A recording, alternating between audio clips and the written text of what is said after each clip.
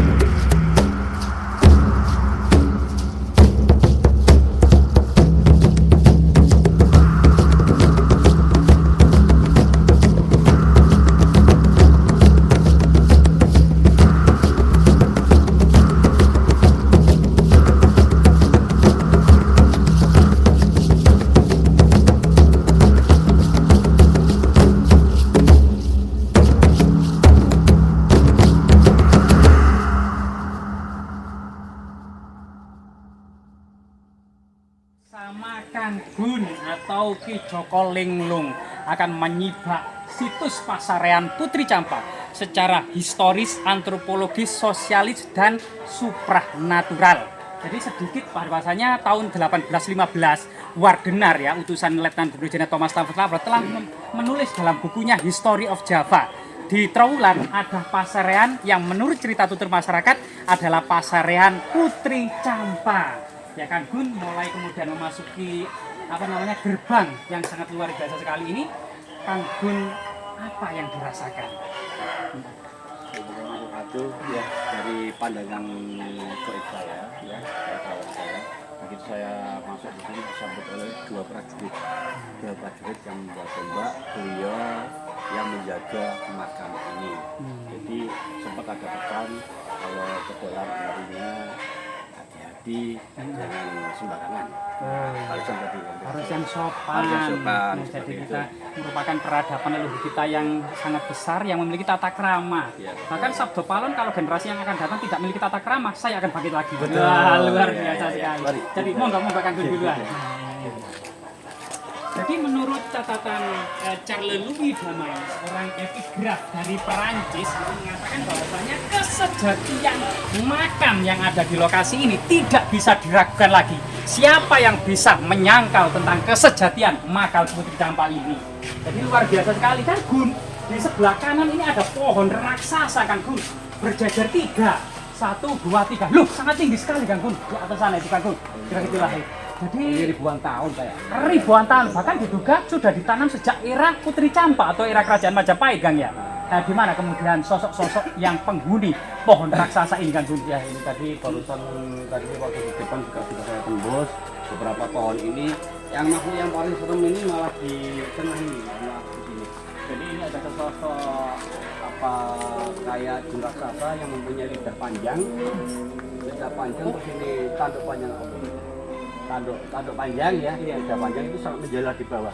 Jadi ini salah satu yang memang biasanya kalau orang kesini itu pikirannya jelek-jelek, nah, ini beliau ini yang berperan ikut ke rumah menceritakan apa beliau ini. Mohon maaf. Kayak leak. Iya, seperti leak. Kayak leak. Ini ada talinya, ini ada tanduknya, ini panjang, ini menjalar di sana. Rambutnya ruwe-ruwe panjang. Ini cowok cuman identik rambut panjang. Identik dengan rambut panjang. Sampai jalan tinggi sana. Sampai tinggi sana ya. Ini yang paling serem ini. Yang paling ekstrim ya, yang paling ekstrim. Di pohon yang sebelah ini Kak, ini malah seperti candi kan. Cara bawah gitu ya, seperti buah roka dan suarloka ini Kang. Coba Kang kalau Kang di Terawang. Malah di sini identiknya dengan positif. Ini salah satu putri. Jadi kalau saya sendiri tidak bisa harus menyatakan orang harus percaya ini putri Cempo. Enggak. Jadi ini salah satu putri yang memang berpakaiannya itu pakaian kerajaan atau selendang kuningnya. Ini dia bertempat di sini. Saat ini ya. Jadi ini kayak apa ya? Kayak sinden gitu loh. Kayak sinden, kemban atau kayak- mungkin danyang-danyang ya. Danyang ya. Danyang-danyang. Seperti itu. Itu selendangnya kuning. Oh, selendangnya kuning gitu ya. Di sini Keemasan. tempat di sini, ya. Ya, mari Kang, ya, kita lanjutkan perjalanan kita. Jadi lokasi ini memang tidak banyak yang tahu bagaimana kemudian sejarah dari Putri Cempa ini. Ternyata dalam sumber-sumber tradisi, Putri Campa itu ada dua, yaitu di pertengahan abad ke-15 sama di penghujung akhir era Kerajaan Majapahit. Di pertengahan abad ke-14 atau ke-15, ini Putri Campa dalam sumber Babat ini adalah merupakan bibi dari Sunan Ampel atau Raden Rahmat yang berasal dari Campa. Kemudian di penghujung akhir dari Kerajaan Majapahit muncul lagi seperti Babat Tanah Jawi menceritakan bahwasanya Putri Campa ini merupakan ibu dari Raden Patah dari ayah Brawijaya Kertabumi. Nah ini kita memasuki area paling magis. Saya untuk menghormati ini saya coba copot alas kaki ya di lokasi ini. Dan di sini ini ternyata ada makam tertua di Trawulan itu kan, dan tidak banyak yang tahu. Gitu ya. Di sini makamnya cukup sederhana kan, namun ternyata memiliki inskripsi atau angka tahun prasasti kan ya. Ini Rahayu, Rahayu, Rahayu. Mungkin kita membaca Al-Fatihah dulu sih. Ayo mungkin Kang silakan ya. أعوذ بالله من الشيطان الرجيم بسم الله الرحمن الرحيم الحمد لله رب العالمين مالك يوم الدين إياك نعبد وإياك نستعين اهدنا الصراط المستقيم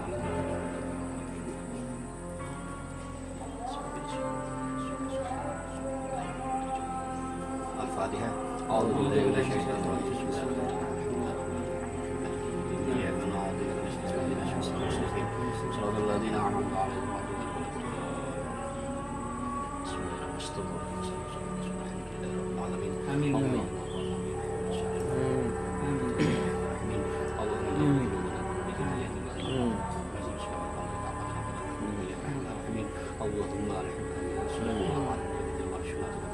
ربنا آتنا في الدنيا حسنة وفي الآخرة ربنا آتنا في الدنيا حسنة وفي الآخرة حسنة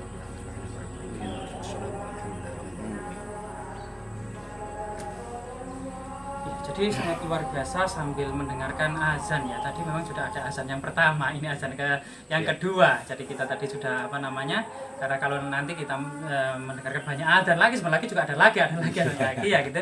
Jadi kita memohon izin di makam ini ada semacam nisan tertua di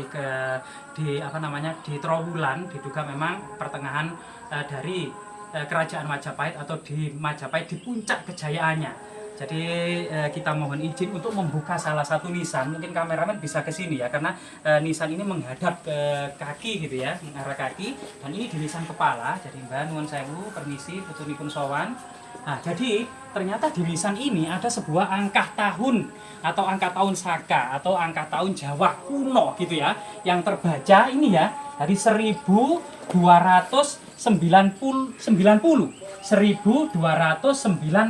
Saka atau tahun 1368 Masehi. Jadi diduga 1368 Masehi ini merupakan nisan era Raja Hayam Wuruk gitu ya, 68. Jadi 3 tahun setelah mangkatnya Mahapati Gajah Mada. Karena Mahapati Gajah Mada mangkat tahun 1365 Masehi.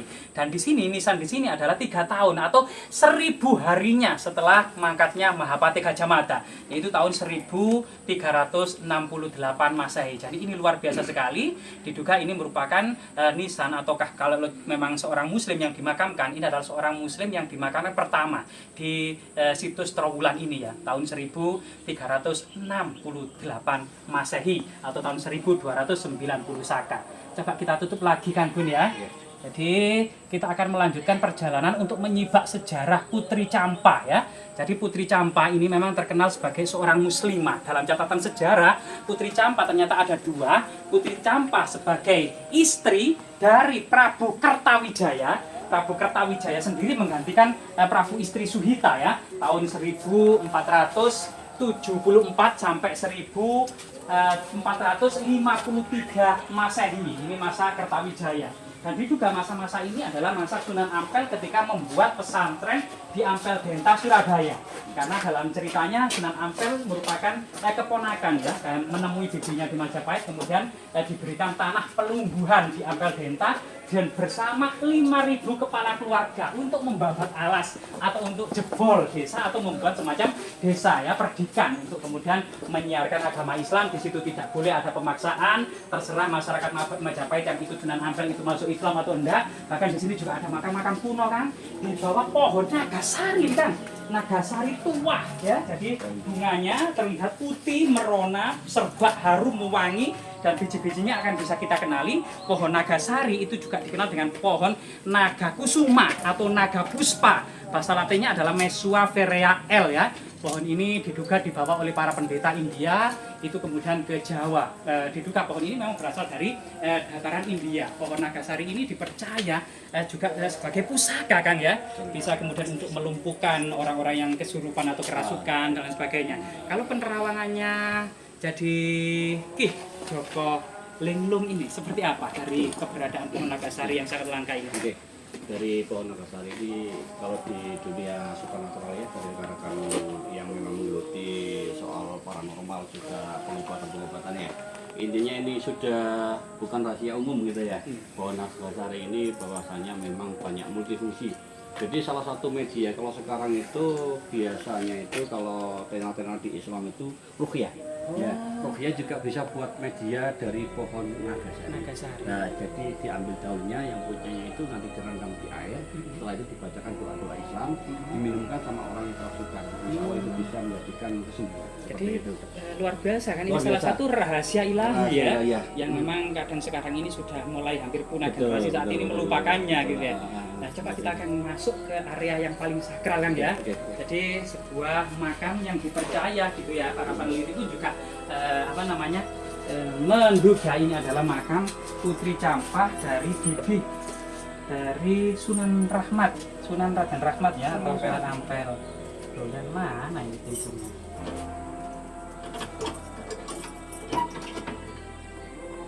Rahayu, rahayu, rahayu, rahayu. Jadi luar biasa teman-teman, dan Kang Gun, kita memasuki area paling suci, paling sakral. Dibuka pada masa lalu juga lokasi ini sengaja didinggikan di sebuah kemudian struktur batu bata kuno gitu ya. Dan ternyata memang banyak ilmuwan termasuk epigraf ya, Charles Louis Damai dalam bukunya Epigrafi Nusantara tahun 1955 juga mengatakan dengan sangat jelas, siapa yang menyangkal kesejatian makam Putri Campah. Nah, ini sesuatu yang sangat luar biasa sekali Kang Gun ya. Jadi coba kita berdoa dulu kan.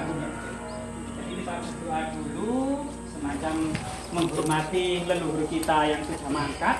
Dalam artian ini kemungkinan memang ini adalah Putri Campah tentunya.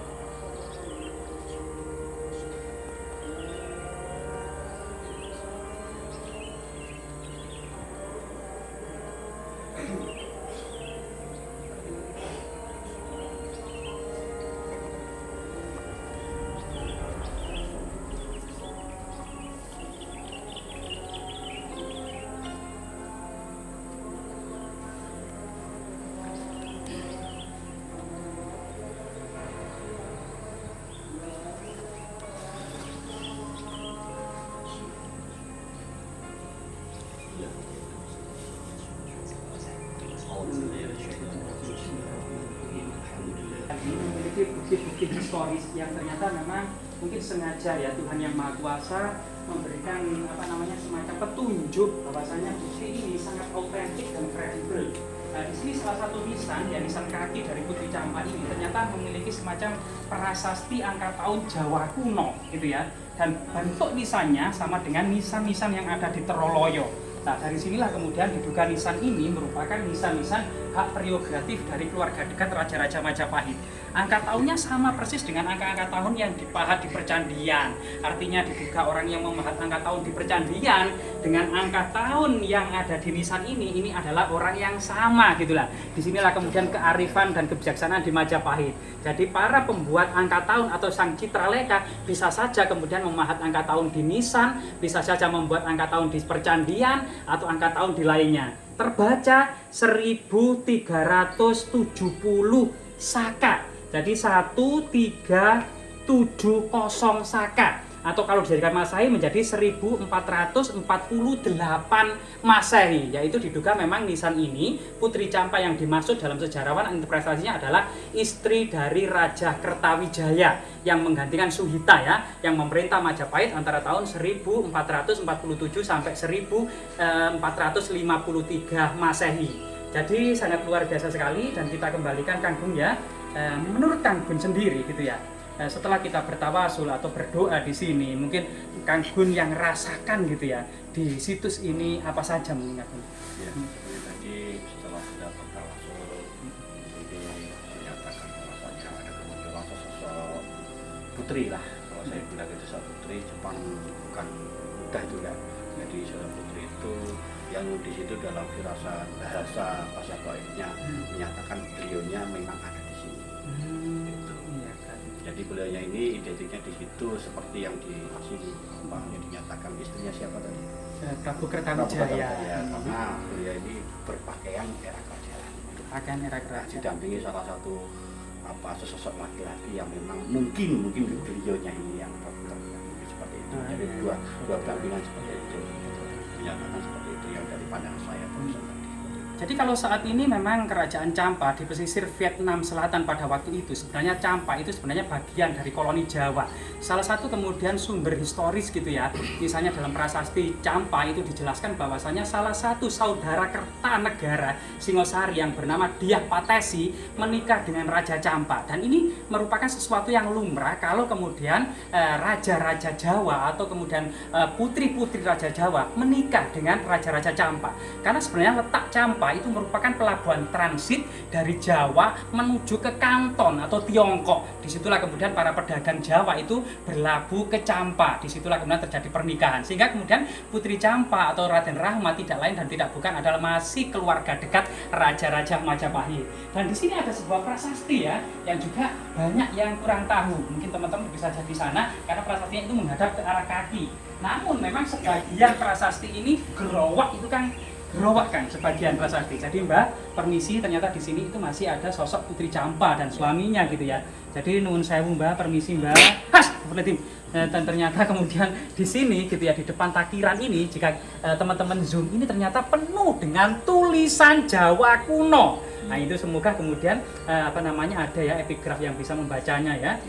Tidak mungkinlah kita kemudian mencolok melangkah di atas makam ini untuk membacanya gitu ya. Nah, kan kurang sopan. Jadi semoga kemudian bukti-bukti historis ini bisa menyibak kesejarahan. Ternyata Majapahit itu benar-benar kota besar ya, multidimensi, penuh dengan kemudian keharmonisan, multikultural, multi agama. Itulah salah satu kebesaran kerajaan Majapahit gitu ya. Meskipun agama yang dominan adalah Siwa, Siddhanta, dan Buddha Mahayana. Tapi tidak kemungkinan karena Majapahit ini memiliki visi global, para pedagang banyak yang datang ke Majapahit gitu untuk berdagang, termasuk sebagian menurut Mahuan dalam catatannya Yin Ye Sen Lang tahun 1430, sebagian besar mereka adalah pedagang muslim. Dari situlah kemudian diduga golongan petinggi kerajaan Majapahit seperti Pate, Tumenggung, Demung, kemudian Rangga, Kanuruhan, kemudian terus berinteraksi dengan para Sabandar yang beragama muslim, kemudian agama Islam pun mulai masuk dan dianut oleh para petinggi kerajaan Majapahit, termasuk diduga danyang-danyang maupun